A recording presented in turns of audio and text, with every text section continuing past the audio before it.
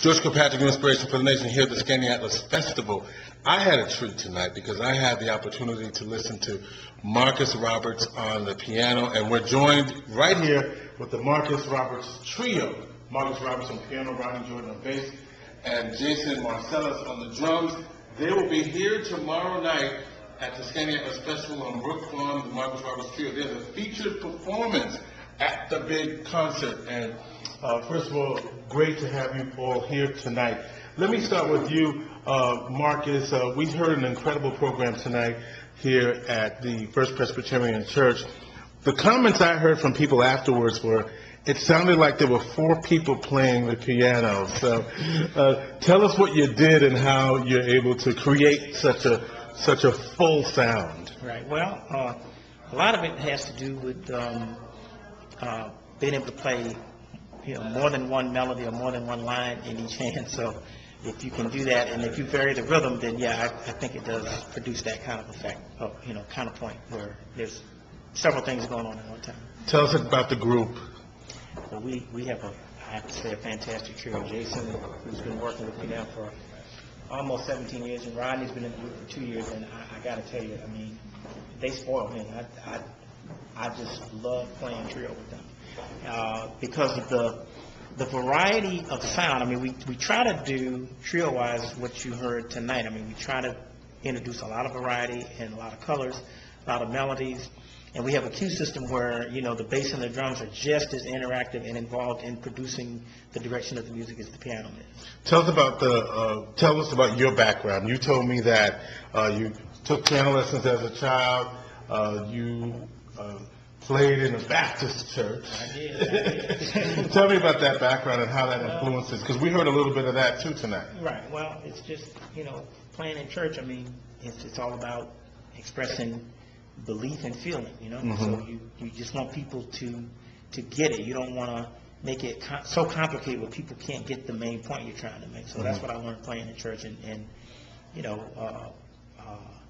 my mother was head of the choir, and she was my first teacher, so she always influenced me that way as far as just making sure that people could get what I'm trying to express playing. Tell me about Rodney here, and then Rodney, and tell me about himself. Well, Rodney Jordan is,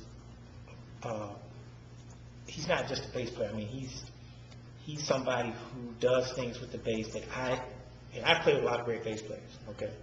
And he does things that I didn't know the bass could do. So it challenges me to make sure that I'm giving him the room that he needs to express all of this hip stuff that he's playing. And he'll play a lot of hip stuff, but it never gets in the way of the groove or the general function of the bass. But I think he's expanding the function of what the bass can represent, like in a jazz band. Rodney, does that sound like what you like to do? That's what I'm trying to do. Mm-hmm. Yes, it is. And what about your background? Well, I'm from Memphis, Tennessee. Okay. I grew up playing strings in elementary school. I played the violin, viola, cello, and bass. And like Marcus, I also played in the Baptist church. It's a great place to develop your ears. I got to play with some fantastic piano players. A guy by the name of Jimmy Batchelor, who was a fantastic player. Did a lot of innovative things. He played a lot of hip chords over the hymns and that sort of thing. So I just listened to him and played with him.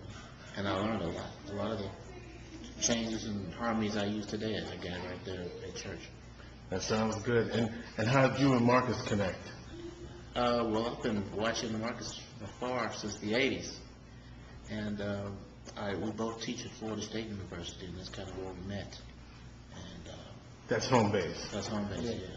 So we play together from time to time, and it's been great. And Jason, tell us about your background. Well, my background is, as far as I'm concerned, one of musical privilege. My father, Ellis Marcellus, is a great pianist and educator, and my older brothers, Branford, Winton, and Delphio, are also musicians as well, and I've learned a lot from all of those individuals, not only from their own music, but in terms of music that they were listening to, and it sort of showed me the amount of work that has to be done as a musician. So tell me about what you like about working with this particular trio. What I like about working with this trio is really the element of surprise, because there's a lot of music that we play, so much to where you don't really know what's going to be played when, and even if I do know, you don't really know how it's going to be played, because the music is very flexible. I mean, we've worked on ways of breaking up a trio rather than doing your standard bass and drums play time and swing and piano solos over it. We try to break up the group, where sometimes the instruments that are playing together may just be drums and bass, or maybe drums piano, or maybe piano and bass, or there's different dynamics that we use from soft to loud, and just a lot of things. You just never know where the music is going to go. And so, Marcus, what are we going to hear at the program at Brook Farm on Saturday night? What should we expect? We're gonna do some standards in the first half. Some Cole Porter, probably a Gershwin, Jerome Kern, and then the second half we'll play excerpts from an original trio suite that kind of explores our trio conception that Jason was just talking about, called From Rags to Rhythm. So hopefully people will dig it, but we're going to be trying to explore as many textures and timbres and colors and grooves as we can, with the time we got. Now, let me ask you, I'm seeing you, I'm looking at you, and I don't want to say anything, but I have to ask you. So it appears that you're not using your eyes to see. Is that true? Yeah. I've been blind since 5.5. Yeah, and how does that influence your music? And because a lot of people might see themselves as not having something, but you clearly have something else. Right. Well, the biggest thing with any disability or any adverse situation that you go through in life, you have to use that, as my mother always told me, you have to use it as a stepping stone to where you actually want to be and where you actually want to go. So fortunately, we live at a time where with technology and a lot of the things that are now available, this type of disability doesn't have to mean what it used to mean 200 or 300 years ago. So fortunately, I've been able to take advantage of that. And musically, what are your influences? I mean, we know what you all do, but all of you can just chime in, and then we'll wrap this up about who you influenced by. Oh, a bunch of people. Ahmad Jamal, Coltrane, Miles Davis, both quintets great quintets that he had. Bird, Mahalia Jackson. I mean, it's just a whole bunch of people. Billie Holiday. A lot of people. When I hear Coltrane, I think of Jason saying that element of surprise within the trio. Like, you don't know. Rodney, what about you? Some influences? Oh, wow. Ray Brown, Ron Carter, the list goes on and on. Oscar Pettiford. There are a lot of great bass players out there who really set a firm foundation for me. So, I take as much of it as I can and I use it. Yeah. And Jason? As far as drummers, I would say Warren Baby Dodds and Papa Joe Jones, and Tony Williams, Elvin Jones, Max Roach, Art Blakey, Philly Joe Jones, Jeff Tane Watts, and so forth. And as far as bands, I would have to say the Ahmad Jamal Trio, Miles Davis Quintets, as Marcus mentioned earlier, John Coltrane Quartet, and Charles Mingus groups, and so then there's lots of other influences that I haven't even mentioned. Well, let me just say this to everybody. I only had the chance to hear 1/3 of this trio.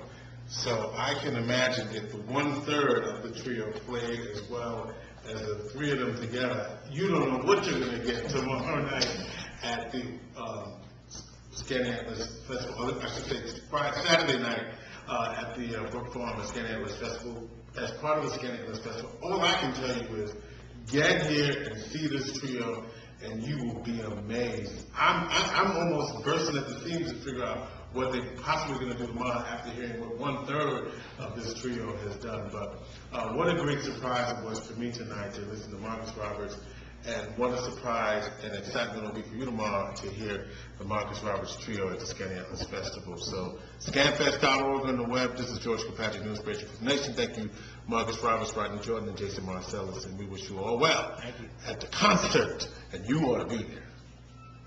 Thank you to Jeff Paston, too. Yes, indeed.